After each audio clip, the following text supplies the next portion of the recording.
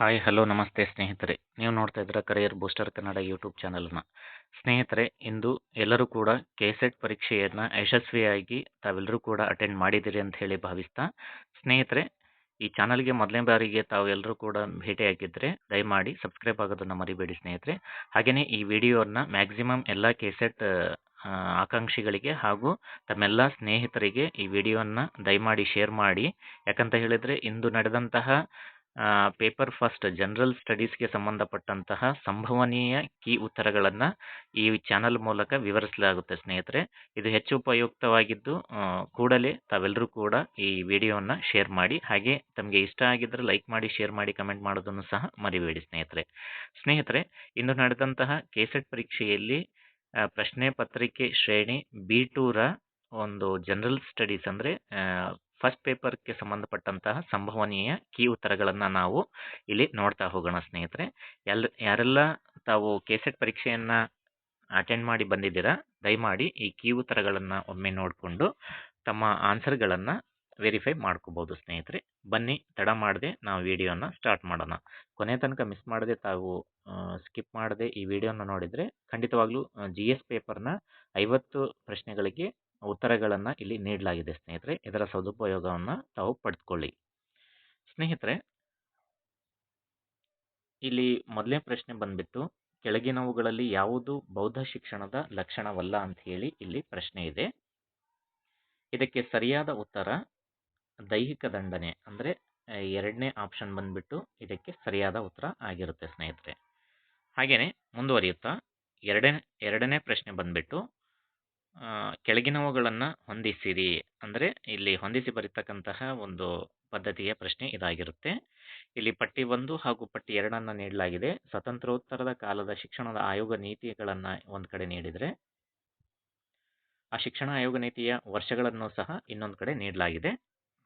ಈ ಎರಡನೇ ಪ್ರಶ್ನೆಗೆ ಸರಿಯಾದ ಉತ್ತರ ಬಂದ್ಬಿಟ್ಟು ಸ್ನೇಹಿತರೆ, ಇದಕ್ಕೆ ಆಪ್ಷನ್ 4 ಸರಿಯಾದ ಉತ್ತರ ಆಗಿರುತ್ತೆ. ಇಲ್ಲಿದೆ ಅಲ್ಲ, ಆಯ್ಕೆ 4, ಇದರಲ್ಲಿ A3, B1, C2, D4 ಎರಡನೇ ಪ್ರಶ್ನೆಗೆ 4ನೇ ಆಪ್ಷನ್ ಸರಿಯಾದ ಉತ್ತರ ಸ್ನೇಹಿತರೆ. ಹಾಗೆಯೇ ಮುಂದುವರಿಯುತ್ತಾ ಮೂರನೇ ಪ್ರಶ್ನೆ, ಕೆಳಗಿನ ಸರ್ಕಾರದಿಂದ ಸ್ಥಾಪಿತವಾದ ಸಂಶೋಧನಾ ಸಂಸ್ಥೆಗಳನ್ನು ಪಟ್ಟಿ 1ರಲ್ಲಿ ಹಾಗೂ ಅವುಗಳ ಕಾರ್ಯದೊಂದಿಗೆ ಪಟ್ಟಿ 2 ಹೊಂದಿಸಿರಿ ಅಂತ ಹೇಳಿ ಪಟ್ಟಿ 1 ಹಾಗೂ ಪಟ್ಟಿ 2 ಇಲ್ಲಿ ನೀಡಲಾಗಿದೆ ಸ್ನೇಹಿತರೆ. ಇಲ್ಲಿ ತಾವು ನೋಡ್ತಾ ಇದ್ದೀರಾ, ಈ ಒಂದು ಮೂರನೇ ಪ್ರಶ್ನೆಗೆ ಸರಿಯಾದ ಉತ್ತರ ಬಂದ್ಬಿಟ್ಟು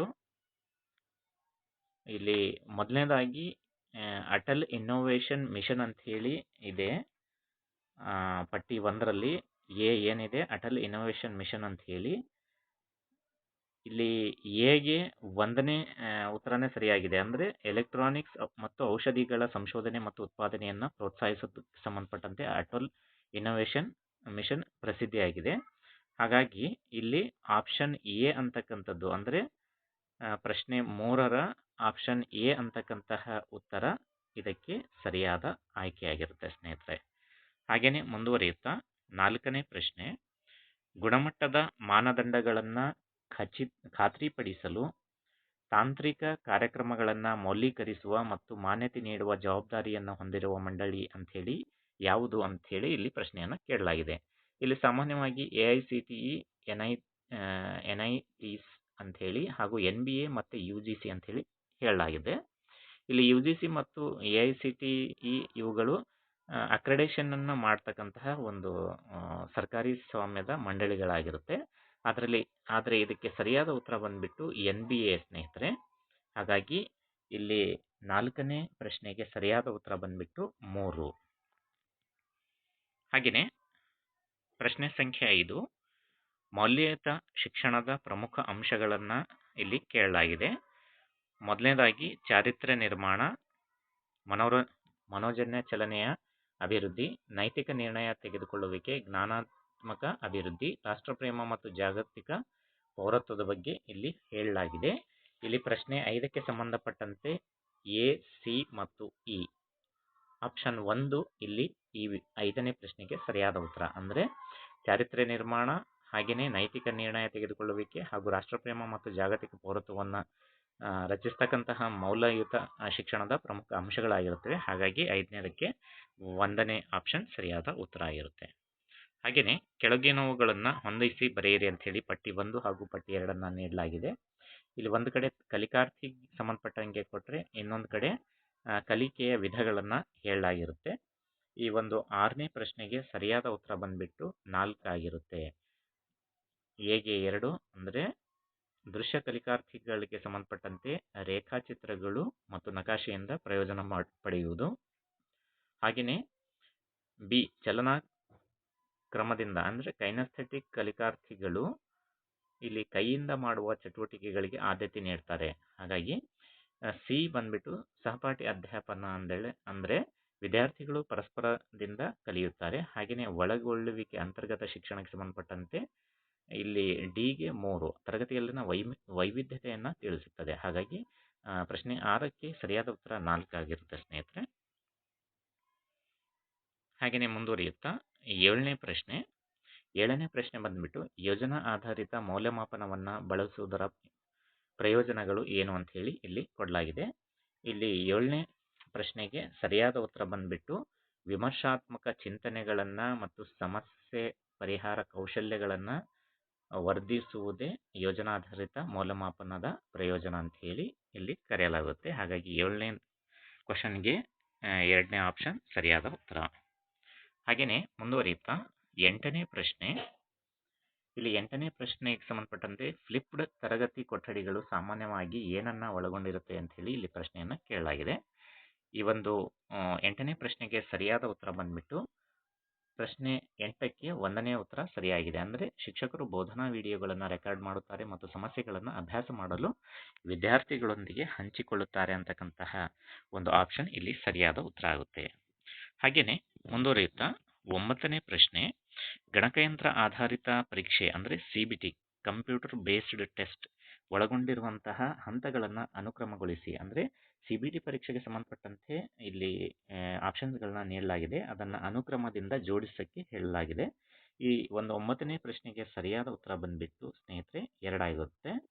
2 ಯಾಕೆ ಆಗಿರುತ್ತೆ ಅಂತ ಹೇಳಿದ್ರೆ ಇಲ್ಲಿ ಪರೀಕ್ಷೆಯ ಉದ್ದೇಶವನ್ನು ವ್ಯಾಖ್ಯಾನಿಸುವುದು ಮೊದಲನೇದಾದರೆ, ಹಾಗೆಯೇ ಪ್ರಶ್ನೆಗಳ ರಚನೆ ಮಾಡುವುದು ನಂತರದ ಹಂತ, ಹಾಗೆಯೇ ಪರೀಕ್ಷಾ ಸ್ವರೂಪ ವಿನ್ಯಾಸ ಮಾಡುವುದು ನಂತರದ ಹಂತ, ಹಾಗೆ ಕೊನೆಯ ಘಟ್ಟ ಅಂತ ಹೇಳಿದರೆ ವೇದಿಕೆಗಳು ಮತ್ತು ತಂತ್ರಜ್ಞಾನವನ್ನು ಆಯ್ಕೆ ಮಾಡತಕ್ಕಂಥದ್ದು. ಹಾಗಾಗಿ 9ನೇ ಪ್ರಶ್ನೆಗೆ 2ನೇ ಆಪ್ಷನ್ ಸರಿಯಾದ ಉತ್ತರ. ಮುಂದುವರಿಯುತ್ತಾ 10ನೇ ಪ್ರಶ್ನೆ. ಇಲ್ಲಿ ಹೊಂದಿಸಿ ಬರೆಯುವುದಕ್ಕೆ ಸಂಬಂಧಪಟ್ಟಂತಹ 10ನೇ ಪ್ರಶ್ನೆ ಇರುತ್ತೆ. ಇಲ್ಲಿ ಭಾವನೆಗಳು ಮತ್ತು ಚಿಹ್ನೆಗಳಿಗೆ ಸಂಬಂಧಪಟ್ಟಂತಹ ಒಂದು ಪ್ರಶ್ನೆ ಇದಾಗಿರುತ್ತೆ. ಈ ಒಂದು 10ನೇ ಪ್ರಶ್ನೆಗೆ ಸಂಬಂಧಪಟ್ಟಂತೆ ಸರಿಯಾದ ಉತ್ತರ ಬಂದ್ಬಿಟ್ಟು ಸ್ನೇಹಿತರೆ ಆಪ್ಷನ್ 3 ಸರಿಯಾದ ಉತ್ತರ. ಹೇಗೆ ಅಂತ ಹೇಳಿದ್ರೆ ಸಂತೋಷ ಅಂತಕ್ಕಂಥದ್ದು ಲವಲವಿಕೆ ಮತ್ತು ಸೃಜನಶೀಲತೆ, ಕುತೂಹಲ ಮತ್ತು ತೊಡಗಿಸಿಕೊಳ್ಳುವಿಕೆ, ಮುಗುಳ್ನಗೆ ಮತ್ತು ನಗುವಿಗೆ ಸಂಬಂಧಪಡುತ್ತೆ. ಹಾಗೆಯೇ ಭಯ ಅಂತಕ್ಕಂಥದ್ದು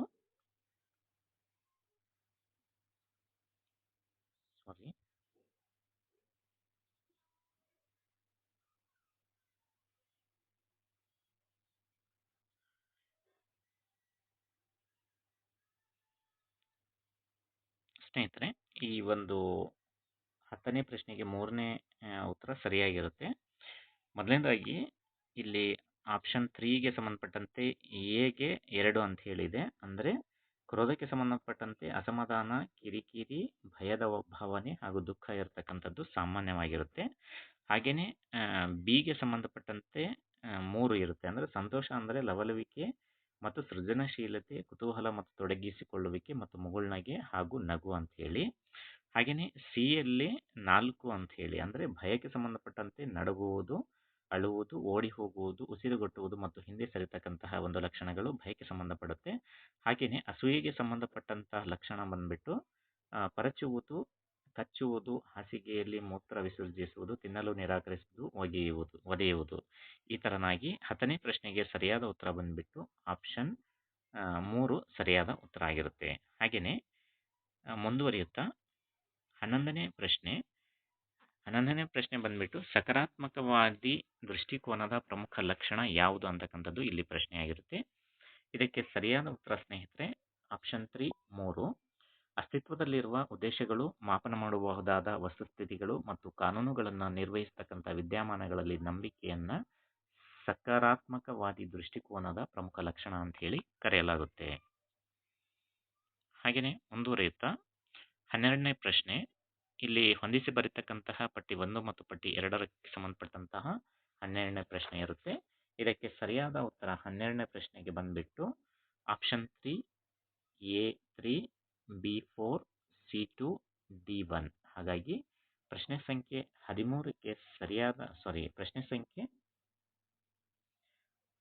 12ಕ್ಕೆ ಸರಿಯಾದ ಉತ್ತರ ಬಂದ್ಬಿಟ್ಟು 3. ಹಾಗೆಯೇ ಮುಂದುವರಿಯುತ್ತಾ ಪ್ರಶ್ನೆ ಸಂಖ್ಯೆ 13ಕ್ಕೆ ಸಂಬಂಧಪಟ್ಟಂತೆ ನಾವು ನೋಡೋದಾದರೆ, ಮಾದರಿಯನ್ನ ಆಯ್ಕೆ ಮಾಡುವಲ್ಲಿ ಸರಿಯಾದ ಅನುಕ್ರಮವನ್ನ ಈ ಕೆಳಗಿನವುಗಳಲ್ಲಿ ಯಾವುದು ಪ್ರತಿನಿಧಿಸುತ್ತದೆ ಅಂತಕ್ಕಂಥದ್ದು ಒಂದು ಪ್ರಶ್ನೆಯಾಗಿರುತ್ತೆ. ಇದಕ್ಕೆ ಸರಿಯಾದ ಉತ್ತರ ಬಂದ್ಬಿಟ್ಟು ಆಪ್ಷನ್ ಎ 3 2 1 4. ಹಾಗೆಯೇ 14ನೇ ಪ್ರಶ್ನೆ, ಕ್ವಶನ್ ನಂಬರ್ 14. ಇಲ್ಲಿ ಸಮಾಜ ವಿಜ್ಞಾನ ಮತ್ತು ಶಿಕ್ಷಣ ಕ್ಷೇತ್ರಗಳಲ್ಲಿ ಈ ಕೆಳಗಿನ ಯಾವ ಸ್ವರೂಪಣಾ ಶೈಲಿಯನ್ನ ಸಾಮಾನ್ಯವಾಗಿ ಬಳಸಲಾಗುತ್ತೆ ಅಂತಕ್ಕಂಥದ್ದು ಒಂದು ಪ್ರಶ್ನೆಯಾಗಿರುತ್ತೆ. ಇದಕ್ಕೆ ಸರಿಯಾದ ಉತ್ತರ ಬಂದ್ಬಿಟ್ಟು ASF ಅಂದ್ರೆ ಅಮೆರಿಕನ್ ಸೈಕಾಲಜಿಕಲ್ ಅಸೋಸಿಯೇಷನ್ ಅಂತಕ್ಕಂಥದ್ದು ಇದಕ್ಕೆ ಸರಿಯಾದ ಉತ್ತರ. ಅಂದ್ರೆ APA ಅಂತ ಹೇಳಿ ಇದಕ್ಕೆ ಕರೆಯಲಾಗುತ್ತೆ. ಹಾಗಾಗಿ 14ನೇ ಪ್ರಶ್ನೆಗೆ ಸರಿಯಾದ ಉತ್ತರ ಬಂದ್ಬಿಟ್ಟು ಆಪ್ಷನ್ 3 ಅಮೆರಿಕನ್ ಸೈಕಾಲಜಿಕಲ್ ಅಸೋಸಿಯೇಷನ್ ಸರಿಯಾದ ಉತ್ತರ. ಹಾಗೆಯೇ ಪ್ರಶ್ನೆ ಸಂಖ್ಯೆ 15. ಇಲ್ಲಿ ಒಂದು ಕಂಪನಿಯ ಮಾರಾಟಗಾರನಿಗೆ ಉನ್ನತ ದರ್ಜೆಯ ಗಡಿಯಾರ ತನ್ನ ಜಾಹೀರಾತು ಮತ್ತು ಮಾರಾಟ ಪ್ರಚಾರದ ಅಭಿಯಾನವನ್ನ ಉನ್ನತ ದರ್ಜೆಯ ಕೈಗಡಿಯಾರಗಳಿಗೆ ವಿನ್ಯಾಸಗೊಳಿಸಲು ಉನ್ನತ ದರ್ಜೆಯ ಮತ್ತು ಐಷಾರಾಮಿ ಉತ್ಪನ್ನಗಳನ್ನು ಖರೀದಿಸುವ ಜನಸಂಖ್ಯೆ ಸಮಗ್ರ ವಿವರದ ಅಗತ್ಯವಿದ್ದರೆ ಯಾವ ರೀತಿಯ ಸಂಶೋಧನಾ ವಿಧಾನವನ್ನು ಬಳಸಲಾಗುತ್ತೆ ಅಂತಕ್ಕಂಥ ಪ್ರಶ್ನೆ ಇಲ್ಲಿ ಇರುತ್ತೆ. ಇಲ್ಲಿ 15ನೇ ಪ್ರಶ್ನೆಗೆ ಬಂದ್ಬಿಟ್ಟು ಸರಿಯಾದ ಉತ್ತರ ಆಪ್ಷನ್ 4 ಅವಲೋಕನ ವಿಧಾನ ಅಂದ್ರೆ ಅಬ್ಸರ್ವೇಷನ್ ಮೆಥಡ್ ಇದಕ್ಕೆ ಸರಿಯಾದ ಉತ್ತರ. ಹಾಗೆಯೇ ಪ್ರಶ್ನೆ ಸಂಖ್ಯೆ 16ರಿಂದ 20ಕ್ಕೆ ಸಂಬಂಧಪಟ್ಟಂತೆ ಒಂದು ಪ್ಯಾಸೇಜ್ನ ಇಲ್ಲಿ ನೀಡಲಾಗಿರುತ್ತೆ ಸ್ನೇಹಿತರೆ. ಈ ಪ್ಯಾಸೇಜ್ಗೆ ಸಂಬಂಧಪಟ್ಟಂತಹ ಪ್ರಶ್ನೆಗಳಿಗೆ ನಾವು ಈಗ ಹೋಗೋಣ. ಇಲ್ಲಿ ಪ್ರಶ್ನೆ ಸಂಖ್ಯೆ ಬಂದ್ಬಿಟ್ಟು 16. ಪ್ರಶ್ನೆ ಸಂಖ್ಯೆ 16ಕ್ಕೆ ಸಂಬಂಧಪಟ್ಟಂತಹ ಪ್ರಶ್ನೆ, ನಾಗರಿಕತೆಯ ಪ್ರಗತಿಯಲ್ಲಿ ಪುಸ್ತಕಗಳು ಯಾವ ರೀತಿಯಲ್ಲಿ ನೆರವಾಗುತ್ತದೆ ಅಂತಕ್ಕಂಥದ್ದು ಪ್ರಶ್ನೆಯಾಗಿರುತ್ತೆ. ಇದಕ್ಕೆ ಸರಿಯಾದ ಉತ್ತರ ಆಪ್ಷನ್ 1 ಹಳೆಯ ಪುಸ್ತಕಗಳನ್ನು ಆಧರಿಸಿ ಹೊಸ ಜ್ಞಾನ ಪಡೆಯಲಾಗುತ್ತೆ. ಹಾಗೆಯೇ 17ನೇ ಪ್ರಶ್ನೆ, ಒಂದು ದೇಶವು ಪ್ರಕಾಶಿಸಿದ ಉತ್ತಮ ಗುಣಮಟ್ಟದ ಪುಸ್ತಕಗಳು ಏನನ್ನ ಸೂಚಿಸುತ್ತದೆ ಅಂತಕ್ಕಂಥದ್ದು ಪ್ರಶ್ನೆ. 17ನೇ ಪ್ರಶ್ನೆಗೆ 4ನೇ ಉತ್ತರ ಸರಿಯಾದ ಉತ್ತರ ಆಗಿರುತ್ತೆ. ಅದು ಶಿಕ್ಷಿತ ಪೂರ್ವಜರನ್ನ ಹೊಂದಿದೆ ಎಂದು. ಹಾಗೆಯೇ ಪ್ರಶ್ನೆ ಸಂಖ್ಯೆ 18. ಉದ್ಧೃತ ಭಾಗದ ಪ್ರಕಾರ ಪುಸ್ತಕಗಳನ್ನ ಯಾವ ಕಾರಣಕ್ಕಾಗಿ ಎಂದಿಗೂ ನಿರಾಶೆಗೊಳಿಸದ ಸ್ನೇಹಿತರು ಅಂತ ಹೇಳಿ ಕರೆಯಲಾಗುತ್ತದೆ ಅಂತಕ್ಕಂಥದ್ದು ಪ್ರಶ್ನೆ. ಈ ಪ್ರಶ್ನೆಗೆ ಸರಿಯಾದ ಉತ್ತರ ಆಪ್ಷನ್ 1 ಪುಸ್ತಕಗಳು ವ್ಯಕ್ತಿಗಳನ್ನ ಯಾವತ್ತೂ ಕೂಡ ಕೈ ಬಿಡುವುದಿಲ್ಲ. ಇದು ಖಂಡಿತವಾಗ್ಲೂ ನಿಜ ಸ್ನೇಹಿತರೆ. ಯಾಕಂತ ಹೇಳಿದ್ರೆ ತಾವು ಇವತ್ತು ಕೆಸೆಟ್ ಪರೀಕ್ಷೆ ಬರೆಯೋದಕ್ಕೂ ಕೂಡ ಈ ಪುಸ್ತಕಗಳೇ ತಮಗೆ ಸಾಕ್ಷಿಯಾಗಿವೆ. ಹಾಗೆಯೇ ಮುಂದುವರಿಯುತ್ತಾ 19ನೇ ಪ್ರಶ್ನೆ, ಕೆಳಗಿನ ಯಾವುದನ್ನು ಅದೃಷ್ಟದ ಲಕ್ಷಣವೆಂದು ವರ್ಣಿಸಲಾಗಿದೆ ಅಂತಕ್ಕಂಥದ್ದು ಇಲ್ಲಿ 19ನೇ ಪ್ರಶ್ನೆ. ಇದಕ್ಕೆ ಸರಿಯಾದ ಉತ್ತರ ಆಪ್ಷನ್ 4 ಪುಸ್ತಕಗಳ ಬಗ್ಗೆ ವಿಶೇಷ ಮನೋಭಾವ ಹೊಂದಿರುವುದು ಇದಕ್ಕೆ ಸರಿಯಾದ ಉತ್ತರ ಆಗುತ್ತೆ. ಹಾಗೆಯೇ ಮುಂದುವರಿಯುತ್ತಾ ಕ್ವಶನ್ ನಂಬರ್ 20. ಲೇಖಕನ ದೃಷ್ಟಿಯಲ್ಲಿ ಕೆಳಗಿನವುಗಳನ್ನ ಯಾವುದು ಪುಸ್ತಕ ಓದುವುದರಿಂದ ಪಡೆಯುವ ಜ್ಞಾನ ಮತ್ತು ಆನಂದದ ವಿವರಣೆಯಾಗಿದೆ ಅಂತಕ್ಕಂಥದ್ದು ಇಲ್ಲಿ ಪ್ರಶ್ನೆ ಇರುತ್ತೆ. ಇದರಲ್ಲಿ ಸಾಮಾನ್ಯವಾಗಿ ಸರಿಯಾದ ಉತ್ತರ ಬಂದ್ಬಿಟ್ಟು ಆಪ್ಷನ್ 4 ಸಿ ಮಾತ್ರ. ಅಂದ್ರೆ ನಾವು ಜ್ಞಾನ ಮತ್ತು ಆನಂದಗಳೆರಡನ್ನೂ ಸಹ ಸಮ ಪ್ರಮಾಣದಲ್ಲಿ ಪಡೆಯುತ್ತವೆ ಅಂತ ಹೇಳಿ ಲೇಖಕರು ಇಲ್ಲಿ ಈ ಒಂದು ಪ್ಯಾಸೇಜ್ ಮೂಲಕ ತಿಳಿಸಿರುತ್ತಾರೆ. ಮುಂದುವರಿಯುತ್ತಾ ಕ್ವಶನ್ ನಂಬರ್ 21. ಕೆಳಗಿನವುಗಳಲ್ಲಿ ಯಾವ ಪದವು ಇಬ್ಬರು ವ್ಯಕ್ತಿಗಳ ನಡುವೆ ಸಂದೇಶ ಕಳಿಸುವ ಮತ್ತು ಸ್ವೀಕರಿಸುವ ಸಂವಹನವನ್ನ ವಿವರಿಸುತ್ತದೆ ಅಂತ ಹೇಳಿ, ಅಂದ್ರೆ ಕಮ್ಯುನಿಕೇಶನ್ಗೆ ಸಂಬಂಧಪಟ್ಟಂತಹ ಈ ಪ್ರಶ್ನೆ. ಈ 21ನೇ ಪ್ರಶ್ನೆಗೆ ಸರಿಯಾದ ಉತ್ತರ ಬಂದ್ಬಿಟ್ಟು ಆಪ್ಷನ್ 4 ಡಯಾಡಿಕ್ ಅಂತಕ್ಕಂಥದ್ದು ಸರಿಯಾದ ಉತ್ತರ. ಹಾಗೆಯೇ ಮುಂದುವರಿಯುತ್ತಾ ಕ್ವಶನ್ ನಂಬರ್ 22. ಕೆಳಗಿನ ಯಾವುವು ಸಂವಹನದ ಸಾಮಾನ್ಯ ವರ್ಗೀಕರಣವಾಗಿವೆ ಅಂತಕ್ಕಂಥದ್ದು ಇಲ್ಲಿ ಪ್ರಶ್ನೆಯಾಗಿರುತ್ತೆ. ಇದಕ್ಕೆ ಆಪ್ಷನ್ 3 ಸರಿಯಾದ ಉತ್ತರ. ಅಂದ್ರೆ ಸಿ, ಡಿ ಮತ್ತು ಇ. ಸಿ ಅಂದ್ರೆ ಆಂಗಿಕ ಭಾಷೆ, ಡಿ ಅಂದರೆ ಧ್ವನಿಶಾಸ್ತ್ರ, ಹಾಗೆಯೇ ಇ ಅಂತ ಹೇಳಿದರೆ ಸ್ಪರ್ಶ ಸಂವೇದನೆ. ಈ ಮೂರನ್ನ ಒಳಗೊಂಡಿರ್ತಕ್ಕಂಥ ಸಂವಹನ ಸಾಮಾನ್ಯ ವರ್ಗೀಕರಣ. ಈ ಪ್ರಶ್ನೆಗೆ ಮೂರನೇ ಆಪ್ಷನ್ ಸರಿ. ಹಾಗೆಯೇ 23ನೇ ಪ್ರಶ್ನೆ, ಸಂವಹನದಲ್ಲಿ ಕೆಳಗಿನವುಗಳಲ್ಲಿ ಯಾವುದು ಸಾನ್ನಿಧ್ಯ ಶಾಸ್ತ್ರ ಅಂದರೆ ಪ್ರಾಕ್ಸಿಮಿಕ್ಸ್ ಕ್ಷೇತ್ರಕ್ಕೆ ಸಂಬಂಧಿಸಿದೆ ಅಂತಕ್ಕಂಥದ್ದು ಇಲ್ಲಿ ಪ್ರಶ್ನೆಯಾಗಿರುತ್ತೆ.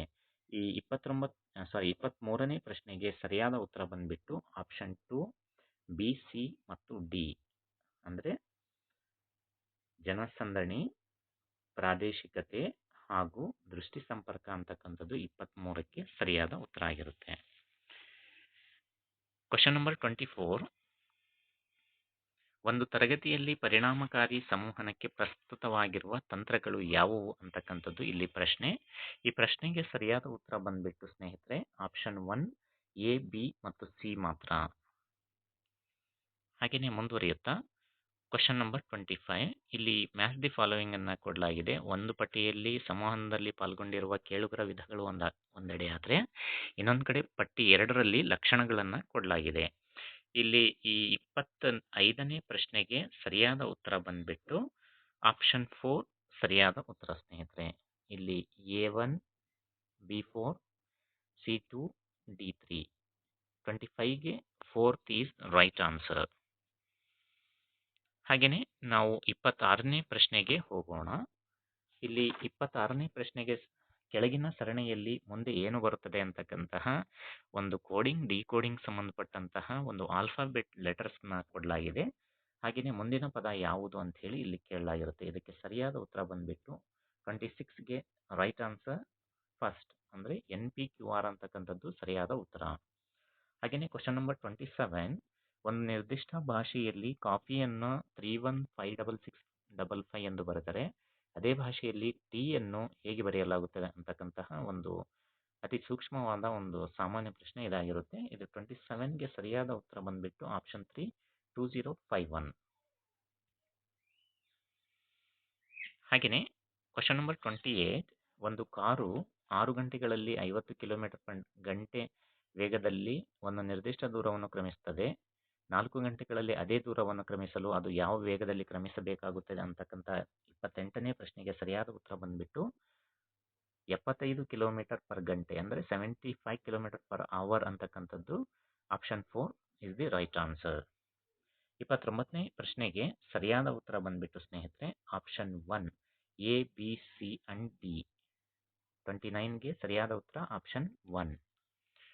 ಹಾಗೆಯೇ ಮುಂದುವರಿಯುತ್ತಾ 30ನೇ ಪ್ರಶ್ನೆ, ಒಂದು ಗ್ರಂಥಾಲಯವು ಭಾನುವಾರಗಳಂದು ಸರಾಸರಿ 400 ಸಂದರ್ಶಕರನ್ನು ಮತ್ತು ಬೇರೆ ದಿನಗಳಂದು 100 ಸಂದರ್ಶಕರನ್ನು ಹೊಂದಿದೆ. ಶನಿವಾರದಿಂದ ಪ್ರಾರಂಭವಾಗುವ 30 ದಿನಗಳಿರುವ ಒಂದು ತಿಂಗಳಿನಲ್ಲಿ ದಿನವೊಂದರ ಸರಾಸರಿ ಸಂದರ್ಶಕರ ಸಂಖ್ಯೆ ಎಷ್ಟು ಅಂತ ಹೇಳಿ ಕೇಳಲಾಗುತ್ತೆ. ಇದಕ್ಕೆ ಸರಿಯಾದ ಉತ್ತರ ಬಂದ್ಬಿಟ್ಟು ಆಪ್ಷನ್ 2 150. ಕ್ವಶನ್ ನಂಬರ್ 30ಗೆ ಆನ್ಸರ್ ಆಪ್ಷನ್ ನಂಬರ್ 2 150. ಹಾಗೆಯೇ ಅಗೈನ್ ಕ್ವಶನ್ ನಂಬರ್ 31, ಒಂದು ನಿರ್ದಿಷ್ಟ ಸಾಂಕೇತಿಕ ಭಾಷೆಯಲ್ಲಿ ಥ್ರೆಟ್ ಅನ್ನು RHTTAE ಎಂದು ಬರೆಯಲಾಗಿದೆ. ಹಾಗೆಯೇ PEARLY ಅನ್ನು ಅದೇ ಸಂಕೇತ ಭಾಷೆಯಲ್ಲಿ ಯಾವ ಥರ ನಾವು ಬರೀಬಹುದು ಅಂತ ಹೇಳಿ ಇಲ್ಲಿ ಪ್ರಶ್ನೆಯನ್ನು ಕೇಳಲಾಗಿದೆ. ಇದನ್ನು ಆಲ್ಫಾಬೆಟಿಕಲ್ ಆರ್ಡರಲ್ಲಿ ನಾವು ಹೊಂದಿಸೋದಾದರೆ ಇದಕ್ಕೆ 31ಗೆ ಸರಿಯಾದ ಉತ್ತರ ಬಂದ್ಬಿಟ್ಟು ಆಪ್ಷನ್ 3 AEPYLR ಸರಿಯಾದ ಉತ್ತರ.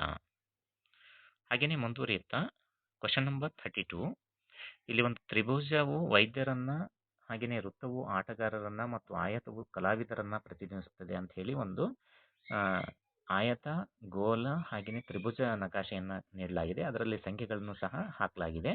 ಹಾಗಾದರೆ ಯಾವ ಸಂಖ್ಯೆಯು ಆಟಗಾರನೂ ಅಲ್ಲದ, ವೈದ್ಯರು ಅಲ್ಲದ, ಕಲಾವಿದರನ್ನ ಪ್ರತಿನಿಧಿಸುತ್ತದೆ ಅಂತಕ್ಕಂಥದ್ದು ಪ್ರಶ್ನೆ.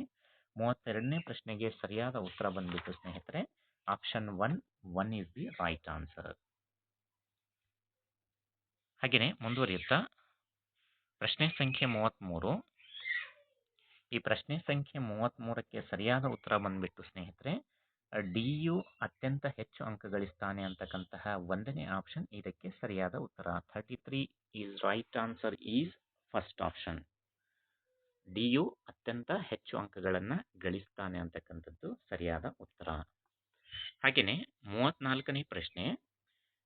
ಈ 34ನೇ ಪ್ರಶ್ನೆಗೆ ಸಂಬಂಧಪಟ್ಟಂತೆ ಸರಿಯಾದ ಉತ್ತರ ಬಂದ್ಬಿಟ್ಟು 30 square root of 2 kilometre is the right answer. ಅಂದರೆ 34ಗೆ ಸಂಬಂಧಪಟ್ಟಂತೆ option 1 is the right answer.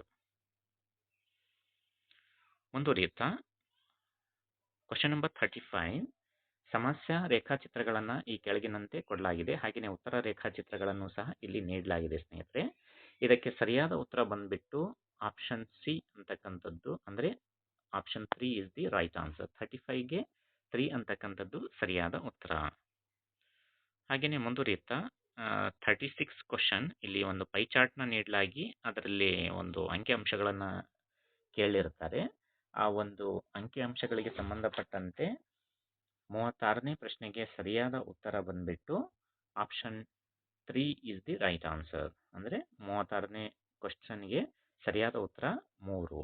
45:7:87 ಅಂತಕ್ಕಂಥದ್ದು ಸರಿಯಾದ ಉತ್ತರ. ಹಾಗೆಯೇ ಮುಂದುವರಿಯುತ್ತಾ 37ನೇ ಪ್ರಶ್ನೆ. ಇಲ್ಲಿ ಒಂದು ಕೋಷ್ಟಕವನ್ನು ನೀಡುತ್ತಾರೆ. ಒಂದು ಕಡೆ ತಿಂಗಳುಗಳು, ಹಾಗೆಯೇ ಪಟ್ಟಣ ಎ ಬಿ ಅಂತ ಹೇಳಿ ಇಲ್ಲಿ ಒಂದು ಕೋಷ್ಟಕವನ್ನು ನೀಡಿ ಇಲ್ಲಿ ಪ್ರಶ್ನೆಯನ್ನು ಕೇಳಲಾಗುತ್ತೆ. ಈ ಒಂದು 37ನೇ ಪ್ರಶ್ನೆಗೆ ಸರಿಯಾದ ಉತ್ತರ ಬಂದ್ಬಿಟ್ಟು option 2 40% is the right answer. ಹಾಗೆಯೇ 38ನೇ ಪ್ರಶ್ನೆ. 38ನೇ ಪ್ರಶ್ನೆಗೆ ಸರಿಯಾದ ಉತ್ತರ ಬಂದ್ಬಿಟ್ಟು option 2 is the right answer. ಪ್ರತಿ ವಿದ್ಯಾರ್ಥಿಯ ರ್ಯಾಂಕ್ ಹಾಗೆ ಇರುತ್ತದೆ ಅಂತಕ್ಕಂಥದ್ದು ಸರಿಯಾದ ಉತ್ತರ. ಹಾಗೆಯೇ 39ನೇ ಪ್ರಶ್ನೆ ಇಲ್ಲಿ ಕೇಳಲಾಗಿರುತ್ತೆ. ಈ 39ನೇ ಪ್ರಶ್ನೆಗೆ ಸಂಬಂಧಪಟ್ಟಂತ ಸರಿಯಾದ ಉತ್ತರ ಬಂದ್ಬಿಟ್ಟು option 2 27%, 33% is the right answer. ಅಂದರೆ 39ಗೆ second is the correct answer. ಅಂದರೆ 39ನೇ ಪ್ರಶ್ನೆಗೆ 2ನೇ ಆಪ್ಷನ್ ಸರಿಯಾದ ಉತ್ತರ. ಹಾಗೆಯೇ 40ನೇ ಪ್ರಶ್ನೆ. ಒಂದು ಗ್ರಾಫ್ನ ನೀಡಲಾಗಿರುತ್ತೆ. ಆ ಗ್ರಾಫ್ಗೆ ಸಂಬಂಧಪಟ್ಟಂತಹ ಪ್ರಶ್ನೆಯನ್ನು ಇಲ್ಲಿ ಕೇಳಲಾಗಿರುತ್ತೆ. ಕ್ವಶನ್ ನಂಬರ್ 40ಗೆ ಸರಿಯಾದ ಉತ್ತರ ಬಂದ್ಬಿಟ್ಟು option 4 60% is the right answer.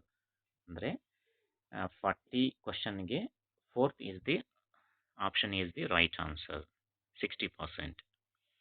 ಹಾಗೆಯೇ 41 ಕ್ವಶನ್ಗೆ ಸಂಬಂಧಪಟ್ಟಂತೆ ನಾವು ನೋಡೋದಾದರೆ 41ನೇ ಪ್ರಶ್ನೆಗೆ ಸರಿಯಾದ ಉತ್ತರ ಬಂದ್ಬಿಟ್ಟು ಆಪ್ಷನ್ ಎ, ಅಂದರೆ option 1 A2 B4 C1 D3.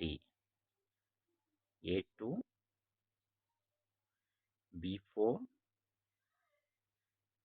C1 and D2. ಈ ಥರನಾಗಿ ಸರಿಯಾದ ಉತ್ತರ 41ಗೆ 1 ಇಸ್ ದಿ ರೈಟ್ ಆನ್ಸರ್. ಹಾಗೆಯೇ 42 ಕ್ವಶನ್ ನಂಬರ್ 42. ಇಮೇಲ್ನಲ್ಲಿ CC ಮತ್ತು BCC ಬಗ್ಗೆ ಕೆಳಗಿನ ಯಾವ ಹೇಳಿಕೆಗಳು ಸರಿಯಾಗಿವೆ ಅಂತಕ್ಕಂಥದ್ದು ಪ್ರಶ್ನೆ ಆಗಿರುತ್ತೆ. ಅಂದರೆ carbon copy and blind carbon copy ಇಮೇಲಲ್ಲಿ ಇರ್ತಕ್ಕಂತಹ ವಿಧಗಳು ಇದು. ಇದಕ್ಕೆ ಸರಿಯಾದ ಉತ್ತರ ಬಂದ್ಬಿಟ್ಟು ಆಪ್ಷನ್ 3. ಅಂದರೆ 42ನೇ ಪ್ರಶ್ನೆಗೆ option 3 is the right answer. ಅಂದರೆ 2 ಮತ್ತು 4 ಸರಿಯಾಗಿರುತ್ತೆ. 2 ಮತ್ತು 4 ಸರಿಯಾದ ಉತ್ತರ. ಹಾಗಾಗಿ 42ಕ್ಕೆ 3ನೇ ಆಪ್ಷನ್ ಸರಿಯಾದ ಉತ್ತರ ಆಗುತ್ತೆ. 43ನೇ ಪ್ರಶ್ನೆ. 43ನೇ ಪ್ರಶ್ನೆಗೆ ಸಂಬಂಧಪಟ್ಟಂತೆ ಸರಿಯಾದ ಉತ್ತರ ಬಂದ್ಬಿಟ್ಟು option 3 is the right answer. S1 ಮತ್ತು S2 ಎರಡೂ ಸರಿಯಾಗಿವೆ. ಪ್ರಶ್ನೆ ಸಂಖ್ಯೆ 44ಕ್ಕೆ ಸರಿಯಾದ ಉತ್ತರ ಬಂದ್ಬಿಟ್ಟು ಆಪ್ಷನ್ 3 ಸರಿಯಾದ ಉತ್ತರ. ವಿದ್ಯಾರ್ಥಿಗಳ ಕಲಿಕೆಯನ್ನು ಉತ್ತಮಗೊಳಿಸಲು ICTಯ ಉತ್ತಮ ಬಳಕೆ ಯಾವುದು ಅಂತಕ್ಕಂಥದ್ದು ಪ್ರಶ್ನೆ. ಪ್ರತಿ ವಿದ್ಯಾರ್ಥಿಯು ತನ್ನ ಮಟ್ಟಕ್ಕೆ ತಕ್ಕಂತೆ ಕಲಿಕೆಯ ಸಹಾಯ ಮಾಡುವ ಕಲಿಕೆ ಆ್ಯಪ್ಗಳನ್ನು ಬಳಸುವುದು ಈ ಒಂದು ICTಯ ಉತ್ತಮ ಬಳಕೆ ಅಂತ ಹೇಳಿ ಹೇಳಲಾಗುತ್ತೆ. ಹಾಗಾಗಿ 44ಕ್ಕೆ ಸರಿಯಾದ ಉತ್ತರ ಆಪ್ಷನ್ 3. ಮುಂದುವರಿಯುತ್ತಾ 45ನೇ ಪ್ರಶ್ನೆ. ಗೂಗಲ್ ಫಾರ್ಮ್ಗಳ ಯಾವ ವಿಶಿಷ್ಟ ಲಕ್ಷಣವು ಅದನ್ನು ಸಮೀಕ್ಷೆಗಳಿಗೆ ಸೂಕ್ತವೆನಿಸುತ್ತದೆ ಅಂತಕ್ಕಂಥದ್ದು ಒಂದು ಪ್ರಶ್ನೆಯಾಗಿರುತ್ತೆ. 45ಕ್ಕೆ ಸರಿಯಾದ ಉತ್ತರ ಬಂದ್ಬಿಟ್ಟು ಆಪ್ಷನ್ 2 ಸರಿಯಾದ ಉತ್ತರ. ಅಂದರೆ 2ನೇ ಆಯ್ಕೆ ಇಲ್ಲಿ ಸರಿಯಾಗುತ್ತೆ. 45ಕ್ಕೆ ಬಹು ಆಯ್ಕೆ ಚೆಕ್ ಬಾಕ್ಸ್ ಪ್ರಕಾರಗಳ ಪ್ರಶ್ನೆಗಳನ್ನು ಬೆಂಬಲಿಸ್ತಕ್ಕಂಥದ್ದು ಗೂಗಲ್ ಫಾರ್ಮ್ನ ಕೆಲಸ ಆಗಿರುತ್ತೆ. ಹಾಗೆಯೇ ಮುಂದುವರಿಯುತ್ತಾ 46ನೇ ಪ್ರಶ್ನೆ. ಜೈನ ವೈದ್ಯಕೀಯ ತ್ಯಾಜ್ಯ ನಿರ್ವಹಣಾ ನಿಯಮಗಳು 2016 ರ ಪ್ರಕಾರ ಗಾಜಿನ ಸಾಮಾನುಗಳು ಮತ್ತು ದೇಹದಲ್ಲಿ ಸೇರಿರುವ ಲೋಹದ ಸಾಮಗ್ರಿಗಳನ್ನು ಡ್ಯಾಶಲ್ಲಿ ಸಂಗ್ರಹಿಸಬೇಕು ಅಂತಕ್ಕಂಥದ್ದು ಪ್ರಶ್ನೆ. 46ನೇ ಪ್ರಶ್ನೆಗೆ 3ನೇ ಆಯ್ಕೆ ಸರಿಯಾದ ಉತ್ತರ ಆಗಿರುತ್ತೆ. ಅಂದರೆ ಚುಚ್ಚಲಾಗದ, ಸೋರಿಕೆಯಾಗದ, ವಿರೂಪಗೊಳಿಸಲಾಗದ ಬಿಳಿ ಡಬ್ಬಗಳಲ್ಲಿ ಶೇಖರಿಸಿ ಇಡ್ತಕ್ಕಂಥದ್ದು 46ನೇ ಪ್ರಶ್ನೆಗೆ 3ನೇ ಆಪ್ಷನ್ ಸರಿಯಾದ ಉತ್ತರ. ಹಾಗೆಯೇ 47ನೇ ಪ್ರಶ್ನೆಗೆ ಸಂಬಂಧಪಟ್ಟಂತೆ ಸರಿಯಾದ ಉತ್ತರ ಬಂದ್ಬಿಟ್ಟು option 2 is the right answer. ಅಂದರೆ ಎ, ಸಿ ಅಂಡ್ ಡಿ. 47ನೇ ಪ್ರಶ್ನೆಗೆ 2ನೇ ಆಯ್ಕೆ ಸರಿಯಾದ ಉತ್ತರ. ಹಾಗೆಯೇ 48ನೇ ಪ್ರಶ್ನೆಗೆ ಸಂಬಂಧಪಟ್ಟಂತೆ ವಿಶ್ವಸಂಸ್ಥೆಯ ಸುಸ್ಥಿರ ಅಭಿವೃದ್ಧಿಯ ಗುರಿ ಅಂದರೆ SDG 10 ಯಾವುದಕ್ಕೆ ಸಂಬಂಧಿಸಿದೆ ಅಂತಕ್ಕಂಥದ್ದು ಪ್ರಶ್ನೆ. ಇದಕ್ಕೆ ಸರಿಯಾದ ಉತ್ತರ ಬಂದ್ಬಿಟ್ಟು ಆಪ್ಷನ್ 2 ಅಸಮಾನತೆ ಕಡಿಮೆಗೊಳಿಸುವುದಕ್ಕೆ ಸಂಬಂಧಪಟ್ಟಂತೆ ಈ SDG 10 ಅಂತಕ್ಕಂಥದ್ದು ಒಂದು ಗುರಿಯನ್ನು ಹೊಂದಲಾಗಿರುತ್ತೆ. ಹಾಗಾಗಿ 48ಕ್ಕೆ ಸರಿಯಾದ ಉತ್ತರ ಆಯ್ಕೆ 2. ಹಾಗೆಯೇ 49ಕ್ಕೆ ಸರಿಯಾದ ಉತ್ತರ ಬಂದ್ಬಿಟ್ಟು ಇಲ್ಲಿ option 4 is the right answer. ಅಂದರೆ ಕೇವಲ ಒಂದು ಮಾತ್ರ ಇದರಲ್ಲಿ ಸರಿಯಾಗಿರುತ್ತೆ. 49ಕ್ಕೆ ಆಯ್ಕೆ 4 ಸರಿಯಾದ ಉತ್ತರ. ಹಾಗೆಯೇ 50ನೇ ಪ್ರಶ್ನೆಗೆ ಇಲ್ಲಿ ಸರಿಯಾದ ಉತ್ತರ ಬಂದ್ಬಿಟ್ಟು ಆಯ್ಕೆ 3 ಅಂದರೆ ಎ ಮತ್ತು ಬಿ ಮಾತ್ರ ಸರಿಯಾದ ಉತ್ತರ ಆಗಿರುತ್ತೆ. ಎ ಮತ್ತು ಬಿ ಮಾತ್ರ ಸರಿಯಾದ ಉತ್ತರ. ಅಂದರೆ 50ನೇ ಪ್ರಶ್ನೆಗೆ 3ನೇ ಆಪ್ಷನ್ ಸರಿಯಾದ ಉತ್ತರ ಆಗಿರುತ್ತೆ.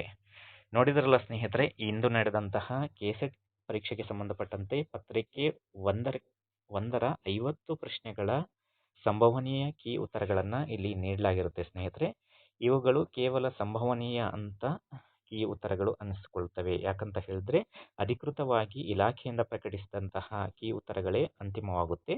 ಆದರೂ ಕೂಡ ನಾವು ಕೊಟ್ಟಿರ್ತಕ್ಕಂತಹ ಈ ಸಂಭವನೀಯ ಕೀ ಉತ್ತರಗಳಲ್ಲಿ 80% ನಿಖರತೆ ಇರುತ್ತೆ. ಒಂದು 5 to 6 ಕ್ವಶನ್ಸ್ ವೇರಿಯೇಷನ್ಸ್ ಆಗ್ಬೋದು. ಹಾಗಾಗಿ ತಾವೆಲ್ಲರೂ ಕೂಡ ಈ ಕೆಸೆಟ್ ಪರೀಕ್ಷೆಯನ್ನು ಚೆನ್ನಾಗಿ ಬರೆದಿದ್ದೀರಿ ಅಂತ ಹೇಳಿ ಭಾವಿಸ್ತಾ, ಸ್ನೇಹಿತರೆ ಮುಂದಿನ ತರಗತಿಗಳಲ್ಲಿ ನಾವು ಕೆಸೆಟ್ ಪರೀಕ್ಷೆಗೆ ಸಂಬಂಧಪಟ್ಟಂತಹ ಕಟ್ ಆಫ್ ಬಗ್ಗೆ ವಿಡಿಯೋನ ಮಾಡ್ತಾ ಇದ್ದೀವಿ. ಕೆಸೆಟ್ ಪರೀಕ್ಷೆಗೆ ಸಂಬಂಧಪಟ್ಟಂತಹ ಕಟ್ ಆಫ್ ಅನ್ನು ಮಾಡಬೇಕು ಅಂತ ಹೇಳಿದ್ರೆ ನಾವು ನಮ್ಮ ಚಾನಲ್ ಮೂಲಕ ಡಿಸ್ಕ್ರಿಪ್ಷನ್ನಲ್ಲಿ ಹಾಗೂ ಕಮೆಂಟ್ ಬಾಕ್ಸಲ್ಲಿ ತಮಗೆ ಒಂದು ಗೂಗಲ್ ಫಾರ್ಮ್ನ ನೀಡಲಾಗುತ್ತೆ. ಆ ಗೂಗಲ್ ಫಾರ್ಮನ್ನು ತಾವು ಎಲ್ಲ ಕೆಸೆಟ್ ಪರೀಕ್ಷಾರ್ಥಿಗಳಿಗೆ ತಾವೆಲ್ಲರೂ ಕೂಡ ಶೇರ್ ಮಾಡಿದರೆ ಮಾತ್ರ ತಮಗೆ ನಿಖರವಾದ ಒಂದು ಕಟ್ ಆಫ್ ಸಿಗುತ್ತೆ ಸ್ನೇಹಿತರೆ. ತಾವೆಲ್ಲರೂ ಕೂಡ ಬೆಂಬಲಿಸ್ತೀರಿ ಅಂತ ಹೇಳಿ ಭಾವಿಸ್ತಾ ಈ ವಿಡಿಯೋಗೆ ವಿರಾಮ ಹೇಳ್ತಾ ಇದ್ದೀವಿ. ತಮಗೆ ಈ ವಿಡಿಯೋ ಇಷ್ಟ ಆಗಿದ್ದರೆ ಲೈಕ್ ಮಾಡಿ, ಶೇರ್ ಮಾಡಿ, ಕಮೆಂಟ್ ಮಾಡೋದನ್ನು ಸಹ ಮರಿಬೇಡಿ. ಧನ್ಯವಾದಗಳು ಸ್ನೇಹಿತರೆ.